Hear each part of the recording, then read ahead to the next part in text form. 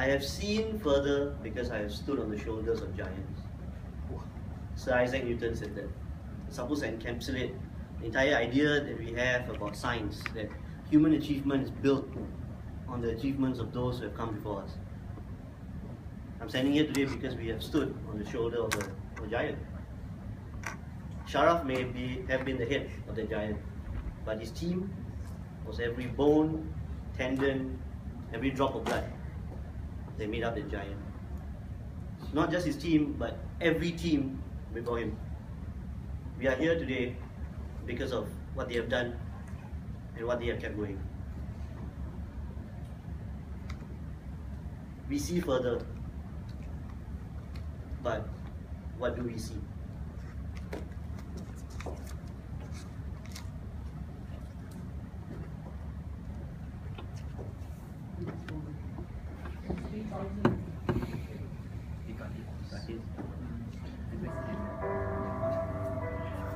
I see nothing. Don't have to see it, don't worry about it. Oh. Some of this might be a bit familiar to you guys.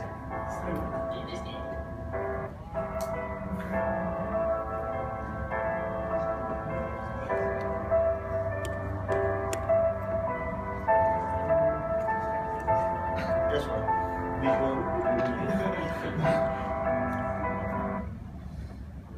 Okay.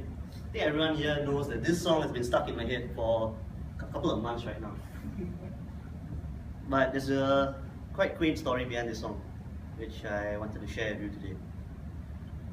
When Christopher Nolan first approached Hans Zimmer to compose this song, he went up to him, he dropped him a message and said that, Hans, if I give you a one-page piece, and I give you one day, and ask you to write for me one song, could you write something for me?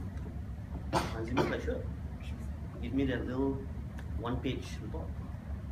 And so Christopher Nolan sent it over, and it was a small fable, a love story between a father and a son.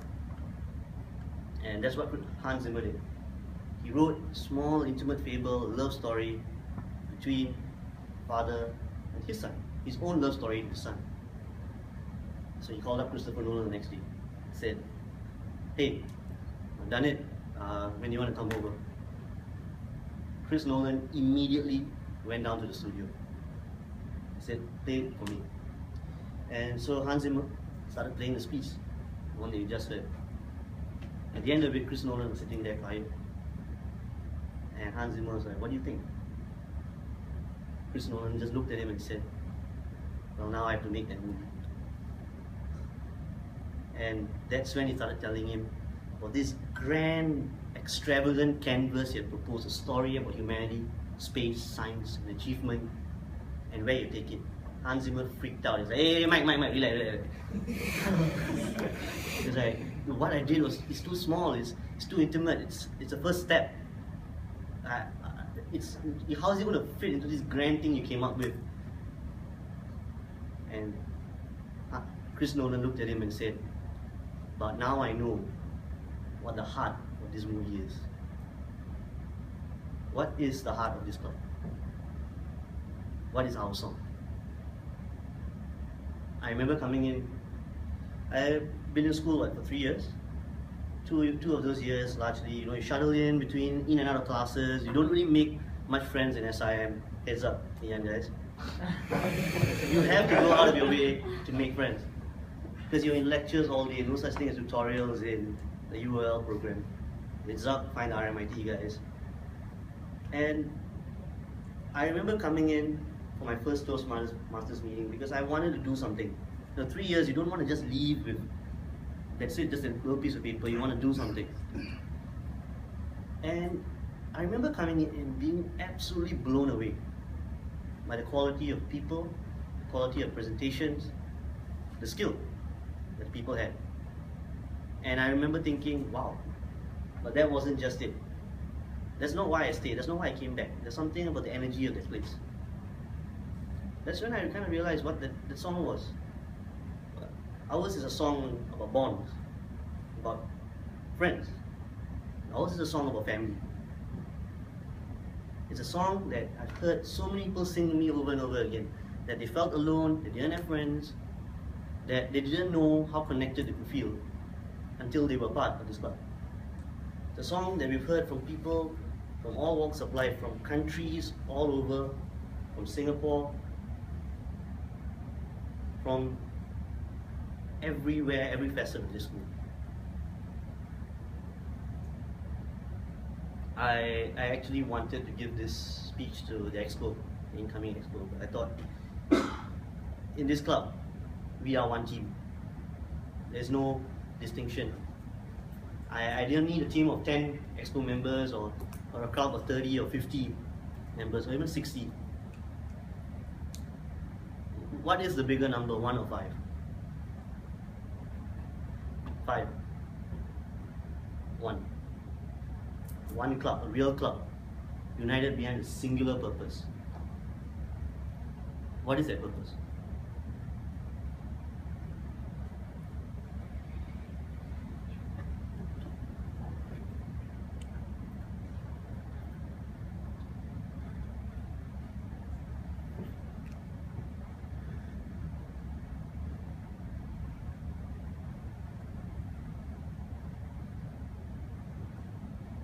Skin in the game, to me, is their purpose.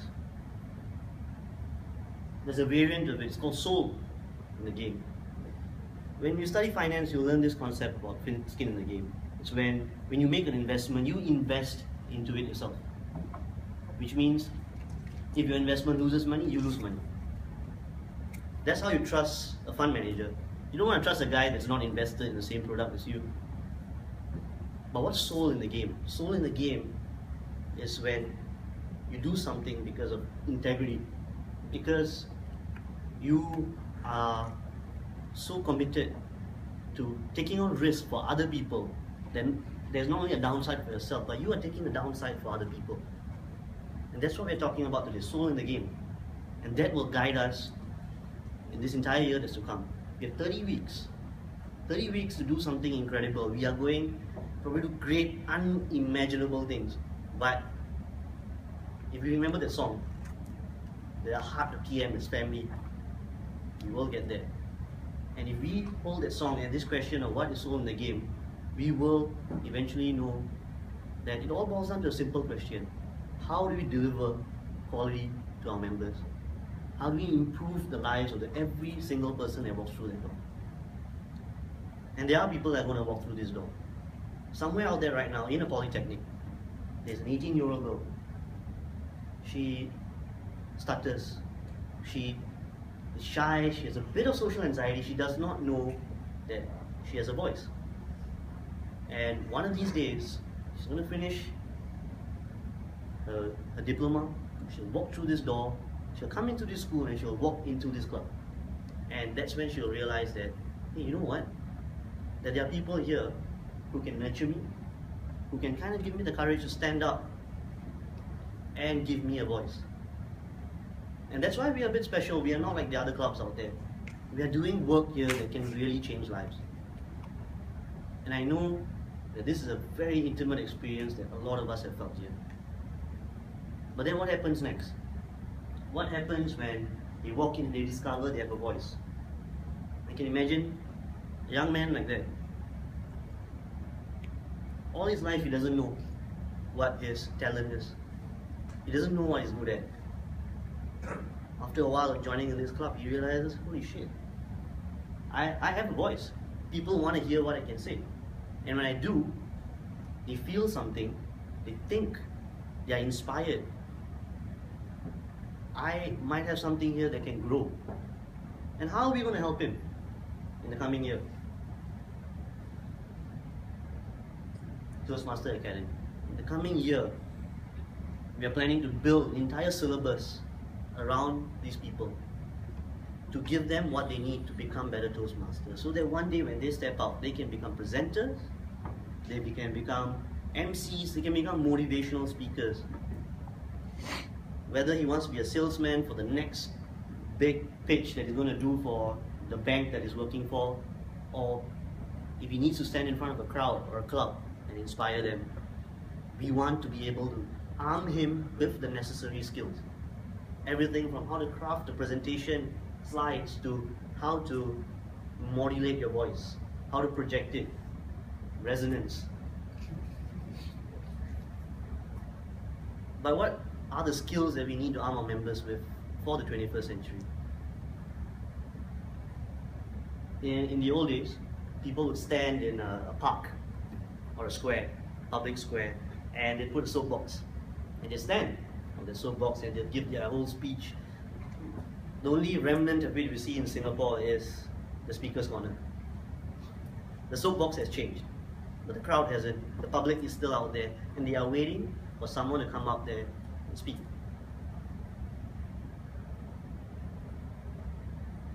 I'm proposing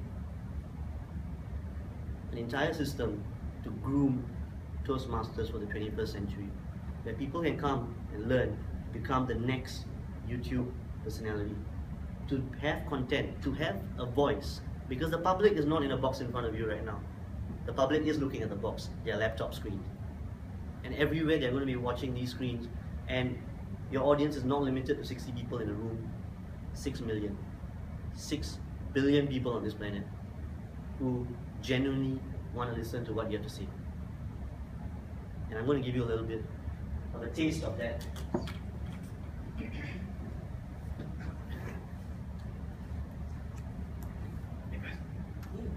My name is Amos, and today I have a confession to make. I actually have a very small, little green monster at the back of my head. Can you guys see it? You can't? Oh, maybe he's shy today. But when he's not shy, sometimes he tells me these lies. Oh, he's wearing such nice clothes. Oh, she's so rich, she must be a high flyer. Oh, he's got so many marks, more than me. And then these lies, they build into a tree.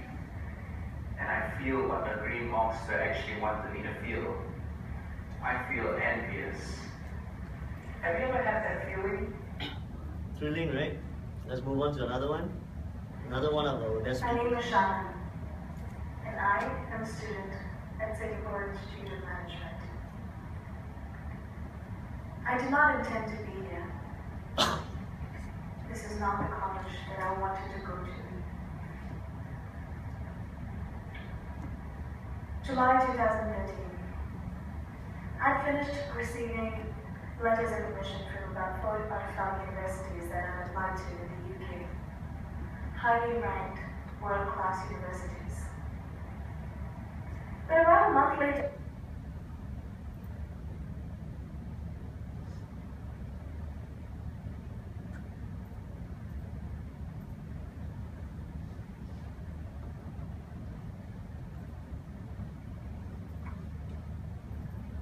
and what if we could take it beyond the internet to something a bit more traditional? Good